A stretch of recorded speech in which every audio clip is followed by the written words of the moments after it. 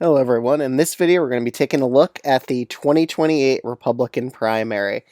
So I think these are going to be the top 8 candidates. We have J.D. Vance, which is Trump's VP, Brian Kemp, governor of Georgia, Glenn Youngkin, governor of Virginia, Nikki Haley, former governor of South Carolina. She ran in 2024. DeSantis, governor of Florida. RFK Jr., he's currently the, I think it would be the health secretary in terms of Trump's administration. Marco Rubio, the Secretary of State, and Steve Bannon, a political advisor to Donald Trump. So, taking a look at this, I would say that it really depends on when these candidates drop out for any of them to really have a chance against Vance. So, we're just going to be looking at the 2024 primary schedule to determine when the primary or caucuses go. And starting off, Iowa's most likely, definitely is going to be first. And I will say that Vance is probably going to underperform Trump's vote totals here. Again, Trump has more of a stranglehold over the GOP base, so I think Vance is probably going to win Iowa. But I think he gets in the high 30s, like 37%. It's also proportional in Iowa. If you get like at least 2%, you get a delegate. So let's look at the lower people who aren't going to do as well in Iowa. Now, I think that Steve Bannon, I mean, he's not as well known as the other candidates in this race. So I only think he's only going to get like one delegate out of this. I think DeSantis does decent in Iowa, so let's not talk about him yet. RFK Jr., he's in the primary polling. He's getting at least like 5% of the vote, so I think he gets about 5% here. Rubio, again, he's kind of at that 5% threshold, so I think he also gets 5% in Iowa. Maybe he even gets 7, honestly, because he is the Secretary of State. That would definitely give him some name recognition boost. Then next up, I don't think Nikki Haley does that well. I think she only gets like 10% here. I think the other 3 candidates would do way better. And it's between Kemp, Youngkin, and DeSantis. I think Brian Kemp, he's a bit more vocal than Youngkin is typically. I think he'd be a bit better of a debater too. So I think Youngkin gets 4th place in Iowa. He gets like 12% or something, maybe 10. Then it's between Kemp and DeSantis. I think Kemp is, I don't know, I think he might have a chance to overshadow DeSantis here, so I'm going to give him 2nd while DeSantis gets 3rd. So at this point, we're going to see a lot of the candidates start to drop out. First off, Steve Bannon, he's going to endorse J.D. Vance. Rubio and RFK Jr., they're probably also going to drop out. I could see RFK Jr. just endorsing Vance. Rubio's a bit of a question mark. He could endorse Vance or he could endorse one of the top 3 here, Youngkin or Kemp. But I'm assuming because he is working in the Trump administration, I think he's just going to endorse probably Vance. Because I don't think he sees any path forward to the win. And DeSantis did finish in a strong 3rd place position, so I think he's going to still stick in. I think the top 5 are still sticking in until New Hampshire. New Hampshire is also proportional, but that's only if you get, let's see, like 10% of the vote to get a delegate here. So again, Vance is going to benefit from a divided field. So I think, he gets in like the high 30s here. I actually think Youngkin pulls off a 2nd place finish. DeSantis is probably not even going to do that well in New Hampshire. It's possible he doesn't even get over the 10% threshold. I think Nikki Haley at least gets over that threshold. So does Kemp.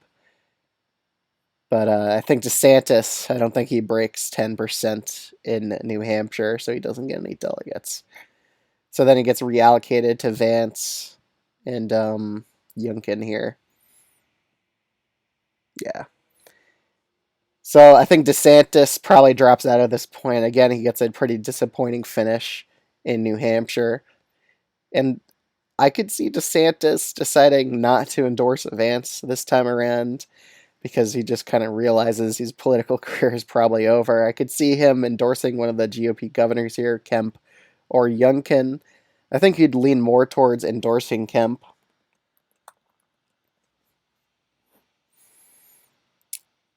Then it's really a question whether Nikki Haley drops out, but I think she's going to stick it in for a little bit longer. So then we can go up to, let's see what's next. Nevada. Nevada's caucus. So again, I think Vance is going to win Nevada. I'm pretty sure it's proportional here. Nikki Haley, she didn't do so well in Nevada last time around, so I only think she's going to get like 15%. I think Youngkin and Kemp both outperform her here. But again, Vance wins a primary because they're just splitting their votes all the time. At this point, with Nikki Haley in like fourth place in terms of the delegates, I think she drops out because I think she's most likely going to lose South Carolina based on the polling she sees. So I could see Nikki Haley. I think she's probably going to lean towards endorsing Kemp because he has more of a chance than Youngkin does. So then we head to South Carolina, and even though Kemp has gotten some endorsements from the other candidates, I don't think it's going to matter because, again, Glenn Youngkin's splitting the vote with Kemp here. So I think Vance gets in like the high 40s, or I'd say about mid 40. Kemp probably gets like 30-ish percent, 32% of the vote. Youngkin gets 24. But it goes by congressional district in South Carolina. It's like winner take all per congressional district. So I don't think Youngkin wins any congressional district. I think Kemp wins at least 2 congressional districts, while Vance wins the rest. So at this point, Vance has won 4 primaries in a row. But I still think Glenn Youngkin stays in because his home state of Virginia is on Super Tuesday at the very least. But Michigan also, there's also a few states before that. So Michigan will have a primary, Idaho, Missouri, DC, and North Dakota. So in Michigan, I think Vance would also be pretty favored to win this state. I believe it's also proportional here. I think Glenn Youngkin probably it's pretty close between those two, but I think Vance just gets the win here. I think Kemp gets in like the 30s. Up next is Idaho and Missouri. Pretty sure Idaho is just, let's see if it's winner take most. It is winner take most, so Vance would probably get like 70% of the delegates. Youngkin probably gets the delegates here. Let's see what Missouri is. Winner take most as well, so Vance would get about 2/3 of the delegates, 70%ish, something around there. I actually think that Kemp gets second here. All right, and then we have North Dakota, and again, I think Vance is probably going to run away with it. I think he might even break over 60% of the vote here, and that would give him all the delegates. DC, I think, goes to Glenn Youngkin. It's winner take all. And I think we hit most of those primaries. Oh, we forgot about the Virgin Islands. Usually they just vote one way, and I think they just probably vote with Vance here. All right, so now we're on to Super Tuesday. So starting off, I think Glenn Youngkin remains in the race. Kemp stays in the race as well, so it's a 3-candidate race. I think Youngkin will win his home state of Virginia, and I believe that is proportional. Let's just check. It is proportional, so I think he wins his home state of Virginia. Kemp does okay here. He gets like 20-ish% of the vote. Vance gets around 33-ish% of the vote. So Youngkin merges with the win. For once, we're seeing a different color on the map. In Vermont, I could see this also being a potential Youngkin victory. Again, Trump lost the Vermont primary, and it's an open primary, so I think some left-leaning independents and Democrats would even vote for Youngkin here just to deny Vance a victory. Let's let's see. Yeah, it's winner take most here. Alabama, winner take most. Alaska, it's proportional. So in Alaska, I think Vance is probably going to definitely win this state. Youngkin probably gets second there. In Alabama, it's winner take most, but I think this is going to be. I don't know. It is from neighboring. It's right next to Georgia, so I think Brian Kemp would actually have a leg up in Alabama here. But I think Vance would be very close to winning it, so let's make it a bit closer. In Tennessee, this is probably going to be a Vance state, so I have him winning 2/3 of the delegates here. I believe most of these states are actually winner take most. Yeah. Okay, so let me just fill out the rest of the delegates here. Arkansas is also winner take most, so I think Vance would get most of the delegates there. What about Texas? Is that winner take most? Yeah, it is. Oklahoma. Yeah, I'm just going to assume most of these. I know Minnesota is actually proportional, but I still think Vance takes the state, probably by a bit more of a lower margin. That would actually give Youngkin second here. But Vance still takes the win. Oklahoma, again, I think this is another Vance state. It gets most of the delegates here. Texas, I think Vance gets most of the delegates here as well.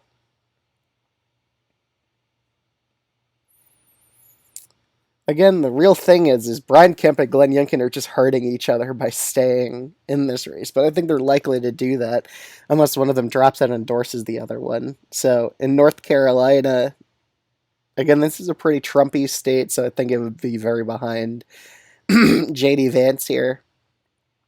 But I think it is proportional in North Carolina, to my knowledge. It is proportional. What about Massachusetts? Winner take most. Okay. So in North Carolina, I do think Vance takes the state, but Youngkin's in a decent second place finish. Massachusetts, I could see Glenn Youngkin having a shot here. I think he would actually pull off a narrow win against J.D. Vance. I think he fits well with like their average New England Republican here, but Vance is not that far behind.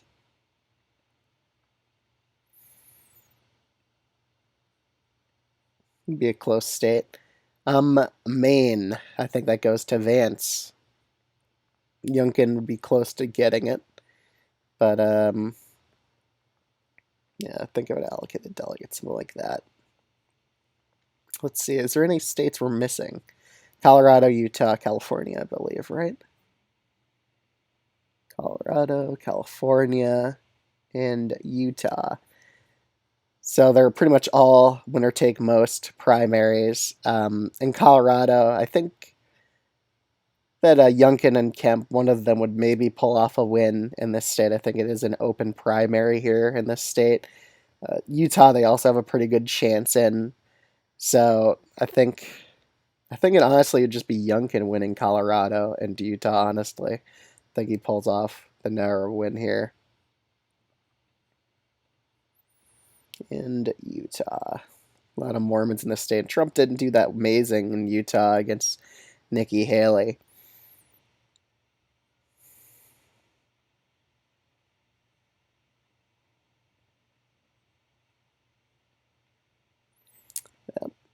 California definitely goes towards J.D. Vance here, so he gets like 2/3 of the delegates.